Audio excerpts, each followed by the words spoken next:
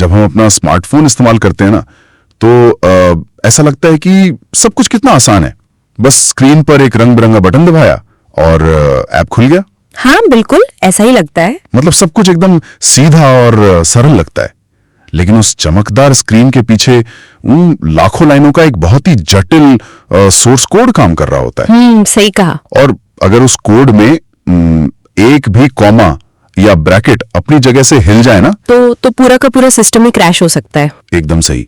और दिलचस्प बात तो यह है कि जब तक फोन एकदम स्मूथ है ना, लेकिन देखिए, आज हमारा मिशन सिर्फ इन अनुच्छेदों की कोई रटन सूची पढ़ना नहीं है। हम इस तेज तर्रार और तथ्यों से भरे वीडियो को डिकोड करेंगे। बिल्कुल। हम ये समझेंगे कि कैसे ये सारे नंबर सिर्फ परीक्षा के सवाल नहीं है, बल्कि ये एक ऐसा विशाल सॉफ्टवेयर प्रोग्राम है जो पूरे देश की मशीनरी को चलाते हैं। हाँ, और मेरा दृष्टिकोण भी इस चर्चा में यही रहेगा।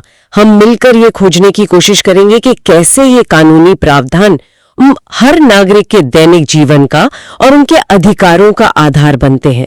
सही बात है। देखिए, ये सिर्फ पन्नों पर लिखी स्याही नहीं है। ये तय करते हैं कि एक समाज के रूप में हम आपस में और हमारी सरकार के साथ कैसे व्यवहार करते हैं। तो चलिए इस कोड की सबसे पहली लेयर को समझते हैं, वो हिस्सा जो सीधे तौर पर देश के नागरिकों से जुड़ा है। मतलब भाग 3 यानी मौलिक अधिकार।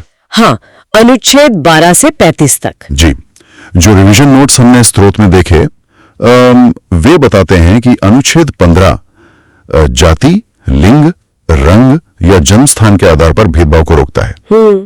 और अनुच्छेद 16 जो है वो सरकारी नौकरियों में समान अवसर देता है। अब ये तो समझ आता है कि वे सभी को बराबर माना गया। बिल्कुल। लेकिन इसके ठीक बाद वीडियो में क्रिएटर अनुच्छेद 17 का जिक्र करते हैं, जो अस्पृश्यता या छुआछूत का अंत करता है। हाँ, और अनुच्छेद 18 उपाधियों का अंत करता है। हाँ, तो मुझे ना यहाँ एक बात खटक रही है।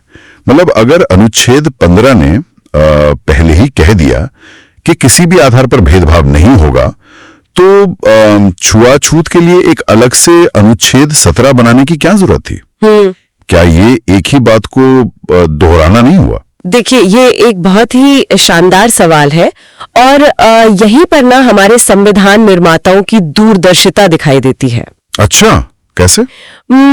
बात यह है कि अनुच्छेद 15 एक बहुत ही सामान्य सिद्धांत है, लेकिन छुआछूत भारतीय समाज की एक बहुत ही विशिष्ट, बहुत गहरी और ऐतिहासिक बीमारी थी। ये तो है।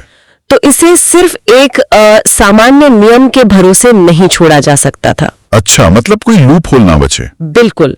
अनुच्छेद 17 को अलग से शामिल करके उन्होंने एक कड़ा संदेश दिया कि ये प्रथा न सिर्फ असंवैधानिक है, बल्कि एक दंडनीय अपराध भी है। मतलब कि बीमारी जितनी गंभीर, उसका इलाज भी उतना ही विशिष्ट होना चाहिए। एकदम सही पकड़ा आपने।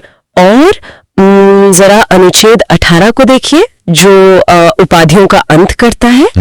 ये ना समानता को एक दूसरी दिशा से लागू कर रहा है। वो कैसे? देखिए, जब आप छुआछूत खत्म करते हैं, मतलब अनुच्छेद 17 के जरिए, तो आप समाज के सबसे शोषित वर्ग को ऊपर उठा रहे होते हैं, है ना? हाँ, बिल्कुल। और जब आप राजा, महाराजा या नवाब जैसी जन्मजात उपाधियों को खत्म करते हैं, यानी अनुच्छेद 18, तो आप खुद को जन्म से श्रेष्ठ समझने वाले अभिजात वर्ग को आम नागरिकों के स्तर पर ला रहे होते हैं। अरे वाह! तो ये दोनों तरफ से दबाव बनाकर समाज को एक समान स्तर पर लाने का बहुत ही बेहतरीन सामाजिक इंजीनियरिंग का उदाहरण है। सच में ये नजरिया तो मैंने सोचा ही नहीं था। मतलब दोनों एंड से समानता लाई जा रही है। बिल्कुल। खैर, अब इस कोड के सबसे संवेदनशील हिस्से पर आते हैं। स्रोत में अनुच्छेद 19 का जिक्र है, जो हमें भाषण और अभिव्यक्ति की स्वतंत्रता देता है। बहुत जरूरी अधिकार है। हाँ, और फिर आता है अनुच्छेद 21, जीवन और व्यक्तिगत स्वतंत्रता का अधिकार। लेकिन यहां ना वीडियो में एक बहुत ही अजीब और दिलचस्प बात कही गई है। अच्छा, क्या? अनुच्छेद 21 को समझाते हुए सतीश के एक कानूनी मामले और पैसिव यूथनेशिया का संदर्भ दिया गया है, मतलब निष्क्रिय इच्छा मृत्यु। हाँ, ये एक बहुत ही लैंडमार्क चीज है। तो मुझे ये समझाइए कि क्या जीवन के अधिकार में सम्मानजनक मृत्यु का अधिकार भी छिपा है? मतलब ये तो थोड़ा विरोधाभास लगता है ना? ये विरोधाभास लगता जरूर है, लेकिन दार्शनिक रूप से ये बहुत गहराई से जुड़ा हुआ है। देखिए, अनुच्छेद 21 सिर्फ ये नहीं कहता कि आपके शरीर में सांसें चलती रहनी चाहिए। वो गरिमा के साथ जीने के अधिकार की बात करता है। अच्छा, डिग्निटी के साथ। हाँ, तो पैसिव यूथेनेशिया का मतलब है कि जब कोई व्यक्ति एक ऐसी मेडिकल स्थिति में हो जहां उसके ठीक होने की कोई उम्मीद ही ना बची हो, कोई चांस ना हो। हाँ, और वो व्यक्ति सिर्फ लाइफ सपोर्ट मशीनों के सहारे जिंदा रखा गया हो और बहुत भारी कष्ट में हो, तो क्या उसे उसी हालत में अनिश्चित काल तक बनाए रखना उसकी गरिमा का उल्लंघन नहीं है? ओह, मतलब मशीनें जीवन नहीं दे रही, वे सिर्फ मृत्यु को टाल रही हैं। सटीक कहा, एकदम। और इसीलिए सुप्रीम कोर्ट ने बहुत कड़े नियमों के साथ इसे मान्यता दी कि गरिमापूर्ण जीवन के अधिकार में जीवन के अंत को भी गरिमापूर्ण तरीके से स्वीकार करने की गुंजाइश होनी ही चाहिए। बहुत गहरी बात है ये। और ये बहुत साबित करती है कि हमारे अनुच्छेद कोई पत्थर की लकीर नहीं है। वे समय, मानवीय संवेदनाओं और नई चुनौतियों के साथ लगातार विकसित होते हैं। बिल्कुल, और शायद इसीलिए इन अधिकारों की रक्षा इतनी जरूरी है। जी। श्रुत के अनुसार ना अनुच्छेद 24 14 साल से कम उम्र के बच्चों से भारी काम कराने पर रोक लगाता है, ताकि उनके बचपन का शोषण ना हो। बाल श्रम पर रोक। और अनुच्छेद 29 और 30 अल्पसंख्यकों को अपनी संस्कृति बचाने और अपने शिक्षण संस्थान चलाने का अधिकार देते हैं। बिल्कुल देते हैं। लेकिन इन कागजी वादों का क्या फायदा अगर कोई इन्हें असल में लागू ही ना करे? और मुझे लगता है यहीं पर डॉक्टर B.R. अंबेडकर का वो मशहूर कथन आता है जो वीडियो में हाईलाइट किया गया था। हाँ, अनुच्छेद 32 के बारे में। जी, जिसे उन्होंने संविधान की आत्मा कहा था। देखिए, अंबेडकर जी का ये कथन ना इस पूरे ढांचे की चाबी है। आप सोचिए कि आपको एक बहुत ही अत्याधुनिक स्मार्टफोन दे दिया जाए, लेकिन उसे अनलॉक करने का पासवर्ड न दिया जाए। फिर तो वो किसी काम का नहीं है। बस, तो अनुच्छेद 32 वही पासवर्ड है। अच्छा।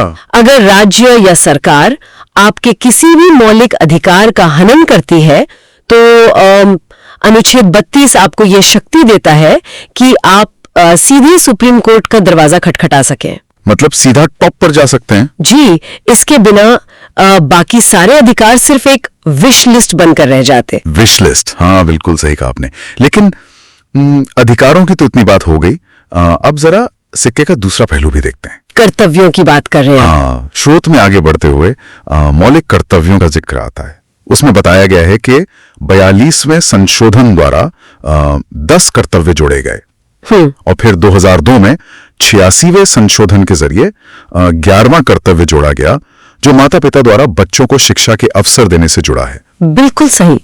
तो जब मैं ये हिस्सा देख रहा था ना, तो मेरे दिमाग में एक उपमा आई कि अधिकार मुफ्त नहीं है, बल्कि कर्तव्य उनका सब्सक्रिप्शन शुल्क है। सब्सक्रिप्शन फी? अरे ये तो काफी हद तक सही उपमा है ना? हाँ, देखिए, एक लोकतांत्रिक समाज न कोई वन वे स्ट्रीट नहीं होता है। अगर आप एक स्वस्थ, सुरक्षित और स्वतंत्र समाज रूपी सेवा का लाभ उठाना चाहते हैं, तो आपको राष्ट्रगान का सम्मान करने, सार्वजनिक संपत्ति की रक्षा करने और पर्यावरण को बचाने जैसा सब्सक्रिप्शन शुल्क तो चुकाना ही पड़ेगा। बिल्कुल चुकाना पड़ेगा। नागरिकता हमेशा संतुलन पर ही चलती है। ठीक है, तो अगर अधिकार और कर्तव्य नागरिक का दायरा तय करते हैं, तो सरकार का जीपीएस क्या है? मतलब सरकार को कैसे पता चलेगा कि उसे जाना कहाँ है? यहाँ पर डीपीएसपी काम आते हैं। हाँ, स्रोत भी हमें यहीं ले जाता है। भाग 4 में अनुच्छेद 36 से 51 तक राज्य के नीति निर्देशक तत्व, जिन्हें हम शॉर्ट में डीपीएसपी कहते हैं। जी, और इन्हें आयरलैंड के संविधान से प्रेरित होकर लिया गया है। बिल्कुल। तो स्रोत के मुताबिक ना इनमें अनुच्छेद 38 और 39 कल्याणकारी राज्य की बात करते हैं, वेलफेयर स्टेट। जी। और 50 न्यायपालिका और कार्यपालिका को अलग करता है ताकि दोनों अपने अपने दायरे में रहें। और 51 अंतर्राष्ट्रीय शांति की बात करता है। बिल्कुल। लेकिन मुझे ना यहाँ पर कुछ गड़बड़ लग रही है। क्या हुआ? वीडियो में अनुच्छेद 40 का जिक्र है जिसमें ग्राम पंचायतों के गठन का निर्देश दिया गया है। हाँ, दिया गया। तो अगर ये संविधान के लागू होने के समय से ही अनुच्छेद 40 में मौजूद था तो पंचायतों को असली ताकत मिलने के लिए दशकों का इंतजार क्यों करना पड़ा? ये एक जायज सवाल है। मतलब बलवंत राय मेहता समिति की सिफारिशें आई और आखिरकार 1990 के दशक में जाके 73वें और 74वें संशोधन के जरिए इन्हें लागू किया गया। तो क्या डीपीएसपी सिर्फ एक सुझाव बॉक्स की तरह थे जिन्हें सरकार बस अपनी सहूलियत से खोलती थी? देखिए, ये बहुत ही तीखा और व्यवहारिक सवाल है। इसे सुझाव बॉक्स कहना ना पूरी तरह से गलत नहीं होगा। अच्छा। हाँ, लेकिन इसके पीछे की जो मजबूरी थी हमें वो भी समझनी होगी। देश आर्थिक रूप से बहुत कमजोर था। पैसे नहीं थे। बिल्कुल, संसाधन बहुत सीमित थे। अगर संविधान निर्माता हर अच्छी चीज को मौलिक अधिकार बना देते तो नई नवेली सरकार पर इतने मुकदमे हो जाते कि वो काम ही नहीं कर पाती। ओहो, अच्छा। तो मतलब उन्होंने भविष्य के लिए एक टू डू लिस्ट बना दी थी। बिल्कुल, आपने एकदम सही शब्द पकड़ा। उन्होंने पंचायत जैसे बड़े लक्ष्यों को डीपीएसपी में डाल दिया। इसका सीधा मतलब था कि ये हमारे भविष्य का लक्ष्य है। जैसे जैसे देश के पास पैसा और ढांचा आएगा हम इन्हें लागू करते जाएंगे। और दशकों बाद फिर वही हुआ भी। बिल्कुल वही हुआ। 73वें और 74वें संशोधन के जरिए अनुसूची 11 में पंचायतों को 29 विषय दिए गए और अनुसूची 12 में नगर पालिकाओं को 11 विषय देकर उन जमीनी लोकतंत्र को कानूनी ताकत दी गई। हाँ, वीडियो में सहकारी समितियों का भी जिक्र है। जी, अनुच्छेद 43B और भाग 9B के तहत सहकारी समितियों को भी बाद में मजबूत किया गया। तो ये दिखाता है कि संविधान कैसे धीरे धीरे जमीनी हकीकत में बदल रहा था। ये तो बहुत ही तार्किक बात है। अब जमीनी स्तर पर सत्ता बांटने की बात तो समझ आती है, लेकिन इस पूरे विशाल और जटिल संघीय ढांचे को बांध कर रखने के लिए ना एक मजबूत लंगर की भी जरूरत होती है। बिल्कुल, एक एंकर तो चाहिए। तो चलिए ग्राम पंचायत से सीधे सत्ता के शीर्ष पर चलते हैं, देश के राष्ट्रपति और संसद की तरफ। ये तो एकदम से सीधे छलांग लगाना है, लेकिन पूरी व्यवस्था को समझने के लिए बहुत जरूरी है। हाँ, और इस रिवीजन क्लास में तो जैसे राष्ट्रपति से जुड़े अनुच्छेदों की झड़ी लगा दी गई है। बिल्कुल, रैपिड फायर है ना। हाँ, तो अनुच्छेद 52 कहता है कि राष्ट्रपति का पद होगा। 53 में उनकी कार्यकारी शक्तियां हैं। अनुच्छेद 54 और 55 उनके निर्वाचन के बारे में है। 56 में उनका 5 साल का कार्यकाल है। 57 में पुनर्निर्वाचन की छूट है। 60 में शपथ और 61 में महाभियोग है। जी, लेकिन मैं ना अनुच्छेद 55 पर रुकना चाहता हूं। अच्छा, इसमें क्या खास लगा आपको? इसमें कहा गया है कि चुनाव एकल संक्रमणीय वोट प्रणाली से होता है जो आयरलैंड से ली गई है। Single transferable vote. हाँ, और इसमें संसद और विधानसभा के निर्वाचित सदस्य वोट करते हैं। पर ये एकल संक्रमणीय वोट आखिर क्या बला है? मतलब ये हमारे आम चुनावों से कैसे अलग है? ये थोड़ा तकनीकी है, लेकिन समझने में बहुत मजेदार है। देखिए, जब हम और आप सांसद या विधायक चुनने जाते हैं तो हम किसी एक उम्मीदवार को वोट देते हैं, है ना? हाँ, जो मशीन पर बटन होता है। बिल्कुल, और जिसे सबसे ज्यादा वोट मिले वो जीत गया। इसे first past the post system कहते हैं। लेकिन राष्ट्रपति चुनाव में ना ऐसा नहीं होता। यहाँ वोट देने वाले सांसद और विधायक अपनी पसंद की रैंकिंग देते हैं। पसंद का उम्मीदवार रेस से बाहर हो जाता है तो आपका वोट बेकार नहीं जाता। अच्छा। हाँ, वो वोट ट्रांसफर होकर आपकी दूसरी पसंद वाले उम्मीदवार को मिल जाता है। इसीलिए इसे सिंगल ट्रांसफरेबल वोट कहते हैं। ओहो, मतलब वोट वेस्ट नहीं होता? बिल्कुल नहीं। ये सिस्टम सुनिश्चित करता है कि जो भी राष्ट्रपति बने उसे वास्तव में बहुमत का समर्थन हासिल हो, न कि सिर्फ सबसे ज्यादा वोट पाने वाले का ठप्पा लगे। वाह, ये तो एक बहुत ही सुरक्षित सिस्टम है ना? हाँ, लेकिन मुझे ना यहाँ एक और जगह कंफ्यूजन है। बताइए। वीडियो में बताया गया है कि अनुच्छेद 108 के तहत हाँ? राष्ट्रपति संसद की संयुक्त बैठक बुला सकते हैं। हाँ, जॉइंट सिटिंग। जब लोकसभा और राज्यसभा में किसी बिल पर टकराव हो जाए। जी।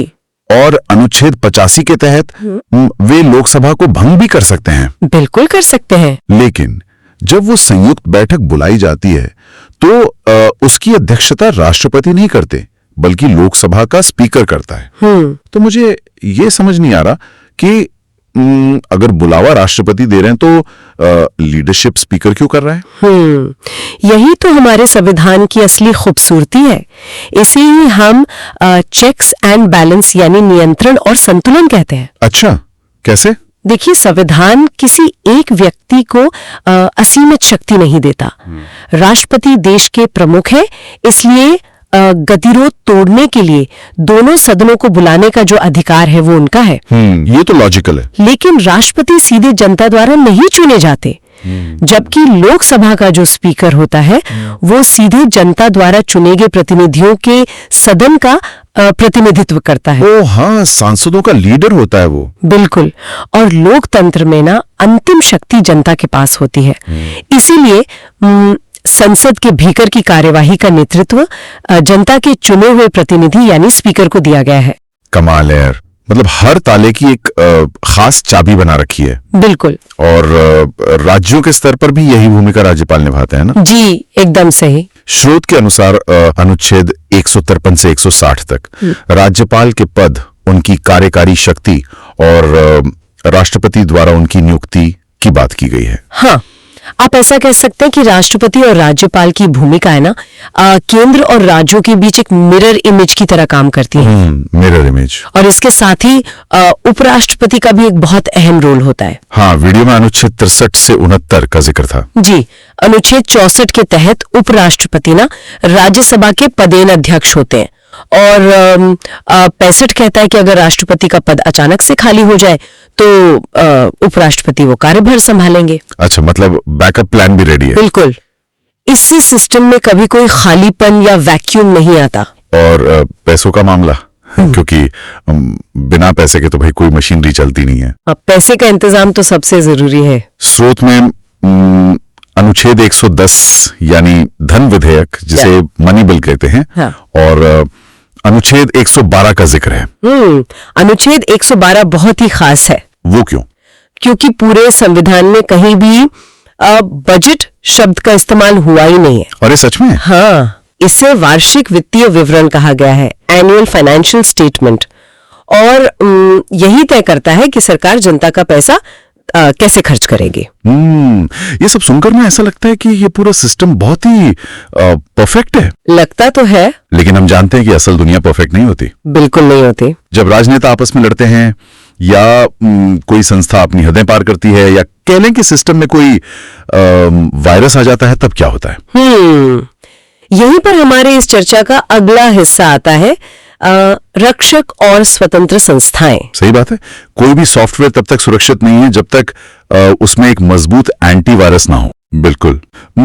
स्रोत में ना न्यायपालिका का एक बहुत ही दिलचस्प और थोड़ा विवादित संदर्भ भी दिया गया है। अच्छा, वो महाभियोग वाला? हाँ, अनुच्छेद 124(4) सुप्रीम कोर्ट के जज पर महाभियोग चलाने से संबंधित है। जी। तो इस रैपिड फायर क्लास में इसे समझाते हुए दिल्ली हाई कोर्ट के एक पूर्व जज का उदाहरण दिया गया है। स्रोत में बताया गया है कि उन पर भ्रष्टाचार और पैसे लेने के आरोप लगे थे। और ये भी बताया गया कि महाभियोग की प्रक्रिया बस शुरू ही होने वाली थी, लेकिन उससे ठीक पहले उन्होंने इस्तीफा दे दिया। जी, ये एक जाना माना मामला है। तो अब अगर निष्पक्ष रूप से देखा जाए तो क्या ये घटना ये नहीं दिखाती कि सिस्टम में बहुत बड़ी खामियां हैं? मतलब एक जज पर ऐसे गंभीर आरोप लगना तो सिस्टम की नाकामी है ना? देखिए, इसे देखने के ना दो नजरिए हो सकते हैं। अच्छा। एक तरफ तो आप बिल्कुल कह सकते हैं कि भाई इतनी ऊंचे पद पर ऐसे आरोप लगना बहुत चिंताजनक बात है। हाँ, वही तो। लेकिन दूसरी तरफ ये इस बात का सबूत भी तो है कि सिस्टम अपनी सफाई खुद कर सकता है। वो कैसे? देखिए, न्यायपालिका को पूरी तरह से आजाद रखा गया है, लेकिन जवाबदेही से कोई ऊपर नहीं है। जज भी नहीं? बिल्कुल, जज भी नहीं। अगर गड़बड़ी होती है तो संसद के पास महाभियोग यानी 124(4) की शक्ति है। हाँ। और महाभियोग की प्रक्रिया ना इतनी गंभीर और पारदर्शी होती है कि अक्सर उससे पहले ही व्यक्ति इस्तीफा दे देता है, जैसा कि उस मामले में हुआ। ओह, मतलब प्रेशर काम करता है। हाँ, ये दिखाता है कि जब व्यवस्था का दबाव काम करता है तो संस्थाएं खुद को साफ करने की पूरी कोशिश करती हैं। और न्यायपालिका की ताकत का असली अंदाजा तो मुझे अनुच्छेद 141 से लगता है। जी बिल्कुल। स्रोत बताता है कि सुप्रीम कोर्ट द्वारा तय की गई विधि भारत के सभी न्यायालयों पर बाध्यकारी होगी, मतलब बाइंडिंग होगी। हाँ, ये तो एक तरह से पूरे देश के लिए एक मास्टर रिमोट कंट्रोल की तरह हो गया ना। और वो मास्टर रिमोट कंट्रोल ना बहुत जरूरी भी है। क्यों? आप सोचिए कि अगर केरला का हाईकोर्ट एक ही कानून की अलग व्याख्या कर दे और पंजाब का हाईकोर्ट कोई अलग ही व्याख्या कर दे, हाँ, फिर तो कंफ्यूजन ही कंफ्यूजन हो जाएगा। बिल्कुल, देश में तो कानूनी अराजकता फैल जाएगी। इसीलिए अनुच्छेद 141 सुनिश्चित करता है कि पूरे देश में कानून का सिर्फ एक ही मतलब हो। सही है। लेकिन न्यायपालिका के अलावा भी कई संस्थाएं हैं जो इस लोकतंत्र की गाड़ी को झटकों से बचाती हैं। हाँ बिल्कुल है। स्रोत में ना इनकी एक पूरी सूची दी गई है। जैसे अनुच्छेद 76 के तहत महान न्यायवादी, जो सरकार के सबसे बड़े वकील होते हैं, अटॉर्नी जनरल। जी, अभी आर वेंकट रमणी है। हाँ। और अनुच्छेद 280 के तहत वित्त आयोग, जिसका 16वां आयोग अभी अरविंद पनगड़िया की अध्यक्षता में काम कर रहा है। इसके अलावा अनुच्छेद 315 के तहत संघ और राज्यों के लिए लोक सेवा आयोग मतलब यूपीएससी, और 320 में उसके कार्य बताए गए हैं। जी। साथ ही अनुच्छेद 324 में चुनाव आयोग और 338 में SC/ST आयोग का भी जिक्र है। मैं तो सच कहूं तो इन सबको लोकतंत्र के असली शॉक एब्जॉर्बर कहूंगा। शॉक एब्जॉर्बर, बहुत ही सटीक शब्द इस्तेमाल किया आपने, है ना? हाँ, देखिए लोकतंत्र में सरकारें आती हैं और जाती हैं, राजनीतिक दल चुनाव जीतते हैं और हारते भी हैं। ये तो चलता रहता है। लेकिन देश का जो प्रशासन है, टैक्स के पैसों का जो बंटवारा है या चुनाव की निष्पक्षता है, ये सारी चीजें ना राजनीति के उतार चढ़ाव से बची रहनी चाहिए। बिल्कुल बची रहनी चाहिए, है ना? अगर सोचिए चुनाव आयोग ना हो यानी 324 ना हो तो क्या सत्ता में बैठी पार्टी चुनाव अपने ही पक्ष में नहीं करा लेगी? 100% ऐसा ही होगा। और अगर वित्त आयोग ना हो यानी 280 ना हो तो क्या केंद्र सरकार सिर्फ उन्हीं राज्यों को पैसा नहीं देगी जहां उनकी अपनी ही पार्टी की सरकार है? बिल्कुल भेदभाव होगा। बस इसीलिए ये जो संस्थाएं हैं ये सुनिश्चित करती हैं कि खेल के नियम हमेशा निष्पक्ष रहें।